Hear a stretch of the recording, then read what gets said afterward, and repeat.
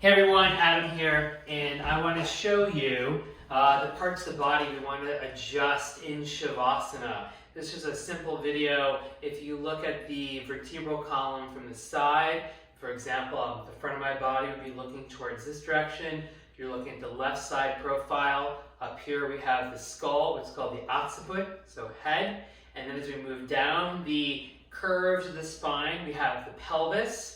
And then what probably most folks are aware of is things like the tailbone, the coccyx. So one thing you can see is that the vertebral column, when viewed from the side, is arranged in a series of curves, a very loose configuration of an S. The cervical spine, which is depicted in yellow, has a curve that's concave. If you look at it posteriorly, the curve in orange is called the thoracic. It has a curve that's convex posteriorly, and then in red we have the lumbar spine, whose curve is also concave. If you look down here, we have this inverted pyramid bone that's curved, convex, called the sacrum, and then also this vestigial bone called the coccyx, the tailbone.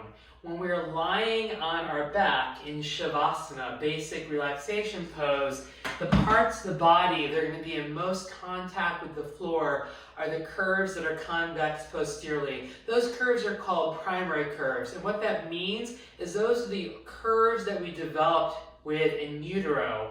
The secondary curves are curves we develop through relationship, such as the neck and the low back. One of the first ways we were introduced to the curve of the neck is as we navigate the exit of the birth canal, if we were born through vaginal birth. The other ways is through tummy time, lying prone on our abdomen, lifting our head and navigating around the horizon, learning how to crawl and eventually stand up as we develop the curve of the low back, the lumbar curve. So the low back and the neck are secondary curves. They have that concavity. When you're lying on your back, the curves that are going to be in most contact are those primary curves. So that's the sacrum, what's depicted in blue, orange here, which is the thoracic, and then the occiput, the base of the skull here, is also rounded outward. So we call those the primary curves of the spine. So we want to adjust and support the body in such a way that those curves have maximal contact with the floor so we can yield to gravity. The more we can yield and surrender the weight of the body to gravity, that will help to support and elicit the relaxation response. And that's what we're really doing in Shavasana, setting up the conditions through placement of the body, element of time and comfort, so that relaxation can arise within our system. And I want to show you how to do that with a few simple props. We can get very elaborate with this, but just with a few props, a blanket for your neck and your head, and a bolster for the back of your knees. So just give me 1 second while I get those. So you have a blanket here, and to support your neck and head with the blanket, you want to fold it about 3/4 of the way. You can see this in a previous video. When you lie on your back, it looks like this. So I'm going to place that where I anticipate my head to rest. Some of you might need more height, and then I'm going to get a bolster. Now I have a Hugger Mugger bolster, which is what I recommend. This is the standard rectangular bolster. It's my favorite by far. It's very versatile. You can use it for back bends, inverted poses, legs up the wall pose, and incline poses like this. So we're going to use this to support the back of the knees. Because it is rectangular, one thing we can do is take a block and we can elevate it so that it better contours the position of our knees. So I have a blanket for my head and a blanket for the back of my knees. So when I lie back in Shavasana, I have a bolster for the back of my knees like this. Come back. I can adjust for my neck and my head.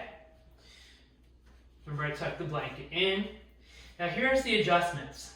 Number 1, your pelvis. I want to make sure that I can feel the weight of the sacrum resting on the floor. So I take my hands at the back of my buttocks and I slightly lift the pelvis up. My buttocks is still relaxed. I'm not gripping. It's relaxed buttocks.